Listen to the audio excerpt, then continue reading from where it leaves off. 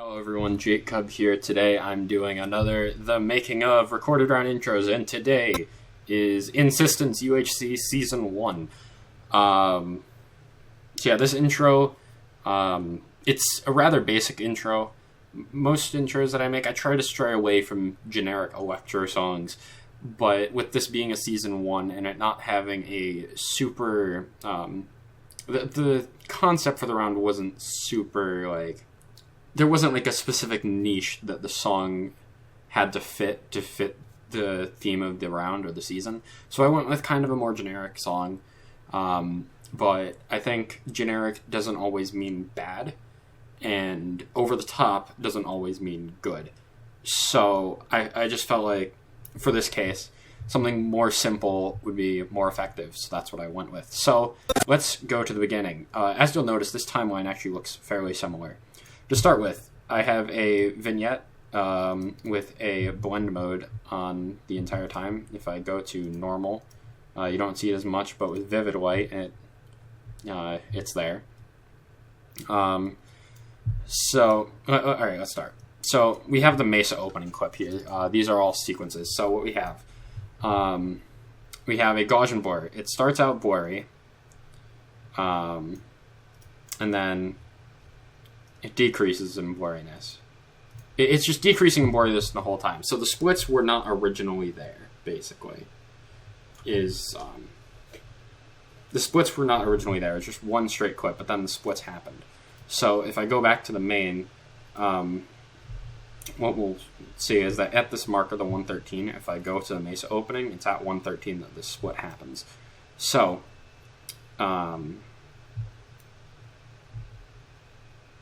what we'll see here is that the opacity actually changes on this beat, so it's slowly increasing from 0, and then it goes from 17.8 all the way up to 50 within a few frames.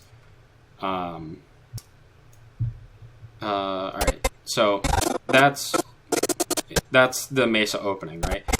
The other thing that I will talk about with the Mesa opening is that there's actually a speed modifier. There's 26.25, then there's 50, and then it's just 100% speed, so it slowly ramps up. I really badly want to figure out a better way to do slow motion and fast movements and make it more smooth, but with it being background footage and there being other stuff that's happening, it's alright. Next part to this is we have the glowy glows. This was just a quick little thing that Phenom made for me. Just a bunch of circles for the background. And what we have is, originally this is just green screened. So, and it's, let me take it off of vivid light. So it's just light blue balls. So if I set it back to vivid light like it was, and then what we'll notice is that we have the output. It's defaulted to composite, and then for the setting, if we go default, relaxed, or aggressive, the aggressive really makes it, and then you just key color the green out of it. This opening part is also slowed down to 75% speed. We have a cross dissolve on it, and these are just glowy balls that are in the background. That's about all there is to it. There really isn't much more to the glowy balls. They are just nice, and it adds to the otherwise rather simple background. Why did those players just flip over? What? I don't get it. This intro is a little finicky, but I will get onto that. So we have this adjustment layer here. What is this adjustment layer? It's a flash, so I'm kind of going back a little bit right here. But what we have is on this 113, where the opacity increases, we also have a brightness flash. And it also blurs a bit as well, which is kind of cool. That's about it for the opening. Now we go on to the opening credits. Now, this is not something I usually do. I usually save credits for the end. But with this intro, I felt like putting them at the opening worked out better. Because just going... here, I'll play the intro real quick. From here. So, I'll explain the logo stuff in a moment. But if I just start it with the logo there, this opening is extremely long. That is 7 seconds before the logo comes in. And without putting something in these opening 7 seconds, the intro is going to look really bland. If I cut the song shorter, then the intro isn't going to feel right, in my opinion. So I threw the credits on at the beginning instead of at the end. So if we open the opening credits, what we'll see here is we have the opening credits. So there's the opening credits transitions, and then there is opening credits. So what we have going on here, basically, we have this transform zoom out. This is a preset that I have from Orange83. You can look him up if you want, for any of you Premiere users out there. And this preset, it's a zoom out, which makes it all look all smooth and stuff. But if I overlay it onto the entire image, it's going to put the transition on the background layer and the goalie balls. I didn't want that. I only want it to affect the players. And because it's not a transition, it's an effect, I have to put it in a separate sequence so it will only affect these 3 layers. So we have the organization text, we have Welsh's render, and we have Torin's render. So the organization text is quite simple. It has a scale from 100 to 95. Welsh goes from 85 to 80, I believe. Yep. And same with Torin. Now, there's also a drop shadow on organization. The text is white with a stroke. I made the text in Photoshop. Don't remember what font it was.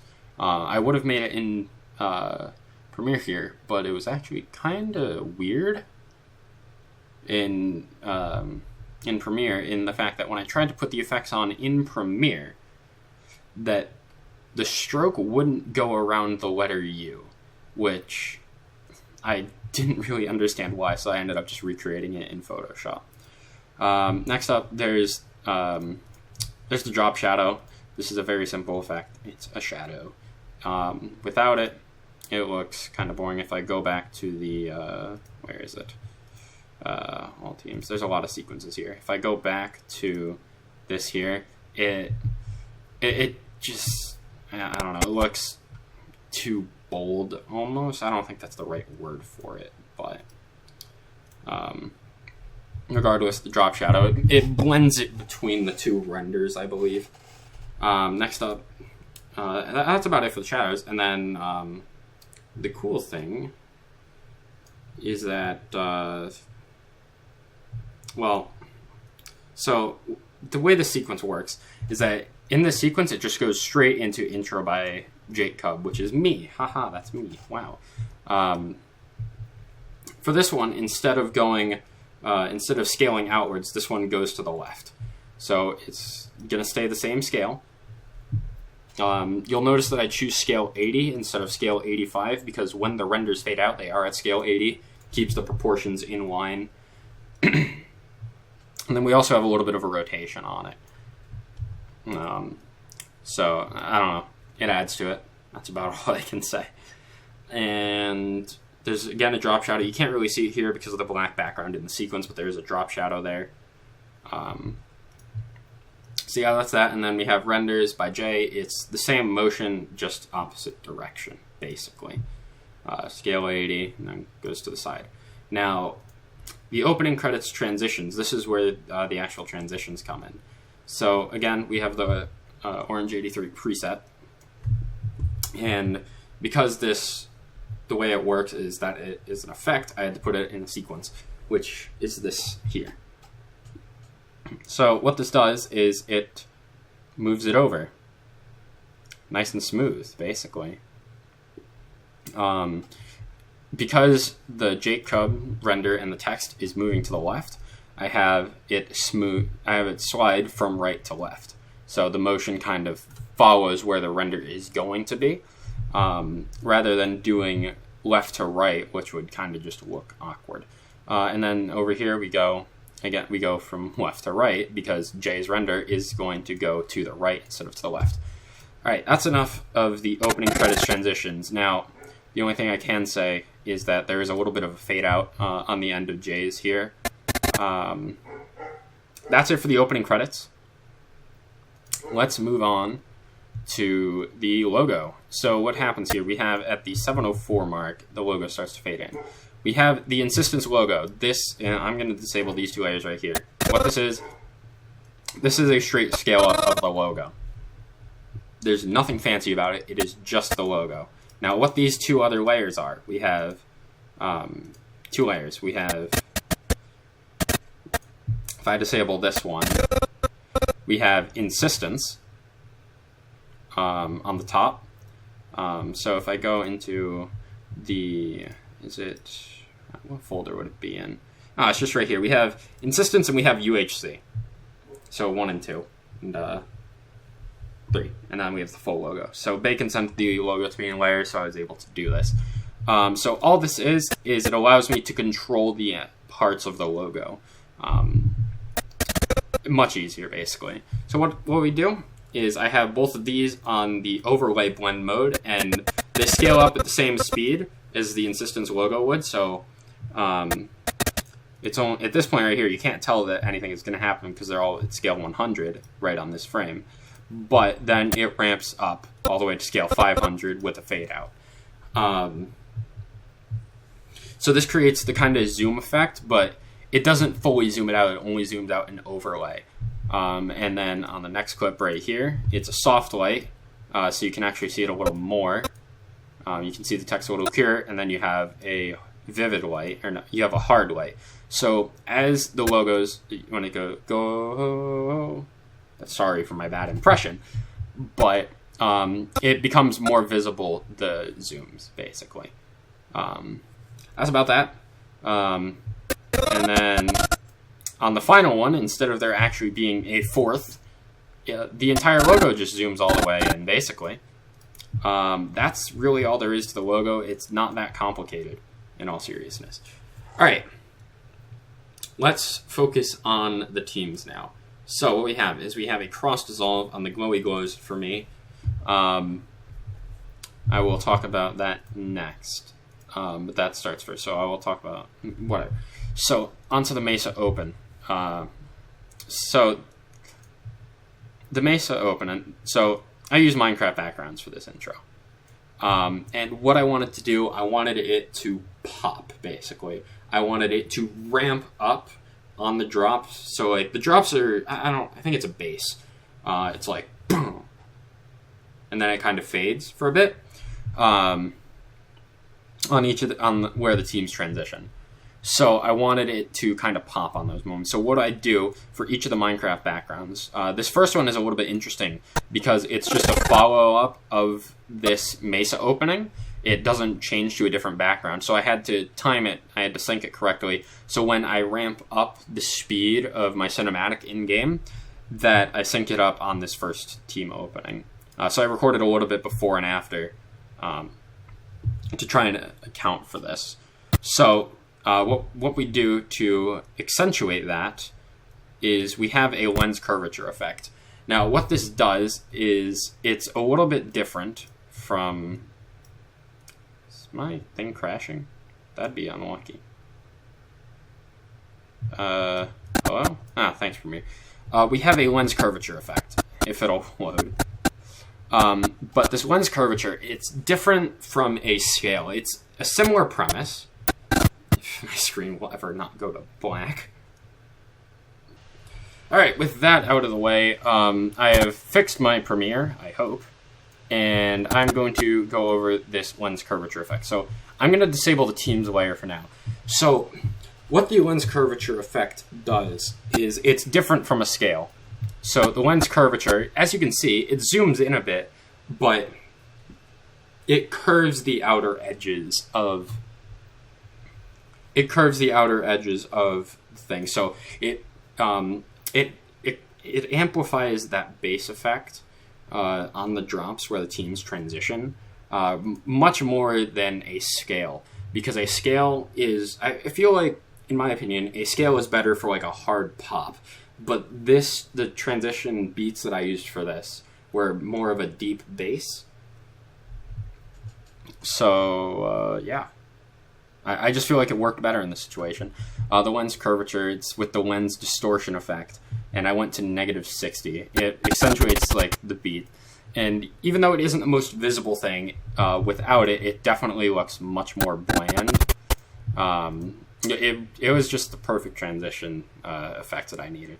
So that's that for the Mesa Open, for the lens curvature. That is used on every single one of these Minecraft backgrounds. So next up, for the glowy glows, they're still vivid white, the composite aggressive, but now they have a tint to represent the team color. So for this one, it's green. For this next team, it's yellow, etc., etc. Or this was the gold team. Yeah, there was a gold team. That's a weird color to do. Whatever. That's besides the point. I'm going over the intro here. I tried to make it match the text as much as I possibly could. But I think that's about it. I guess now we can go into this all teams thing. And it's fairly simple. If you're skipping the timestamps that I used at the start, then I will explain in detail what goes on here. Because the transitions that I use on the teams are the exact same as the ones that I used for the opening credits. So we have the scale outwards transition, basically. So if I go to Team 1 here, you'll see that we have the smooth zoom out. The players come in. The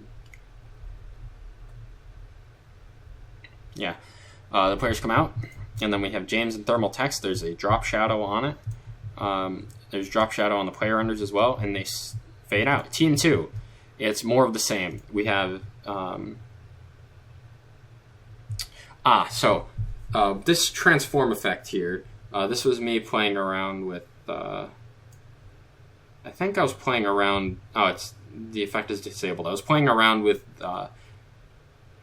the screen pumps on the whole players for here. I ended up going with it on the glowy glows, which I should actually probably go over. The glowy glows, they do pumps on the... There's beats in the background, and I have them screen pump. It keeps the dynamic feel of the intro going around. I try to not make... When you're watching an intro, you have to keep people's attention, and people's attention spans are really short. So if you can add subtle details that... they don't have to be major effects, but subtle details really do matter. And if I get rid of this scaling effect on the glowy glows, then the intro looks a lot more bland. The only thing that's happening is the very slow motion of the text and the players scaling out and rotating in opposite directions. It's quite bland. Adding the little screen pumps really adds a lot. The all teams we use, this is where I do the transitions between all the teams, because the way that the transitions work, they are on adjustment layers, and they are effects. They are not normal transitions, so I need... so the way the adjustment layers work, they work on any layer beneath it. So I need to put it in a sequence, so that way it doesn't affect like the background or the glowy glow orbs. So that's why I have them in this separate track here, or the separate sequence. And then with AJ and Steve Bob, it's the same transition that was used for the intro by Jakekub, where I go to the left, so the text goes to the left. There really isn't too much special here. Rise and ERH, dude, they go the same way that Jay did in the intro, in that the text, and the players, they go to the left, or they go to the right. Sorry.